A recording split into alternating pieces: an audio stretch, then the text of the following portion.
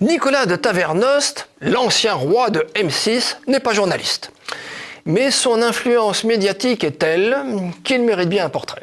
Le baron Nicolas Abel Bellet de Tavernost de Saint-Trivier est né en 1950 à Villefranche-sur-Saône, la capitale du Beaujolais. Issu d'une famille noble du Mâconnais, l'homme est père de 5 enfants, plus un, M6, la chaîne qu'il a gouvernée presque depuis sa création. La chaîne a bien grandi et s'est imposée comme un puissant groupe audiovisuel.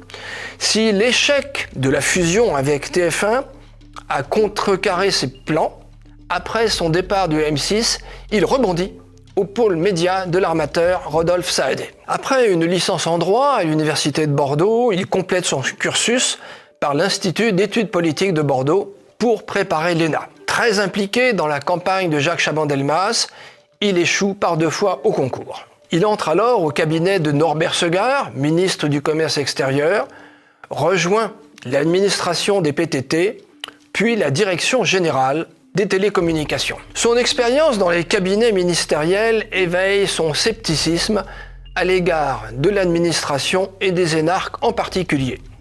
Je cite « J'y ai appris ce qu'est le fonds de commerce de l'État, la protection des intérêts personnels et l'absurdité de l'économie mixte. » Fin de citation.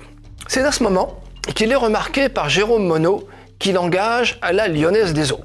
Le 6e canal français est alors occupé par TV6, une petite chaîne musicale, propriété de Publicis, dont la concession n'est pas renouvelée. La défaite de Fabius aux législatives et l'arrivée de Chirac à Matignon sonnent le glas des projets audiovisuels de l'ancienne majorité socialiste. Un conglomérat d'actionnaires réuni par Tavernost, composé de la Compagnie luxembourgeoise de télévision, de la Lyonnaise des Eaux, d'Amaury, et du groupe MK2 reprend le 6e canal, le futur M6. La chaîne, qui se prénomme alors Métropole Télévision, commence à émettre le 1er mars 1987. Si Jean Drucker en est le PDG, Tavernost connaît une ascension continue. Directeur général adjoint à sa création, il en devient le directeur général en 1988, puis président du directoire en 2000. L'homme est connu dans le milieu des médias comme un chef qui veut tout contrôler. Des ramettes de papier au concept des émissions.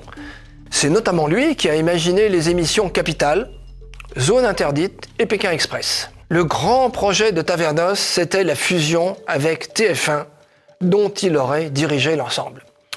L'autorité de la concurrence bloque le projet en septembre 2022. Coup dur pour Tavernost et pour M6, d'autant que le groupe Bertelsmann souhaite vendre M6. Après quelques hésitations, le groupe allemand renonce et M6 conserve sa fréquence en 2023 malgré une offre concurrente de Xavier Niel. Il est loin, bien loin, le temps où M6 n'était encore que la petite chaîne qui monte, 2e chaîne commerciale du pays, après TF1. Sa part d'audience oscille autour de 8%. Mais M6, c'est aussi W9, Sister, Teva, M6 Musique, Série Club ou encore la chaîne jeunesse Gulli. Le groupe se paie même le luxe de racheter le pôle français de RTL Group, son propre actionnaire qui comprend les radios RTL, RTL2 et Fun Radio. Au printemps 2024, c'est Daniel Larramendy qui lui succède à M6. Nicolas de Tavernost ne sera pas resté longtemps sans emploi. Début mai, il rejoint le pôle média de l'armateur Rodolphe Saadé en prenant la présidence de son comité stratégique. Tiens, Rodolphe Saadé qui est déjà propriétaire de 11% de M6. Le successeur de Tavernost pourrait bien sentir peser sur sa nuque le souffle de son ancien patron.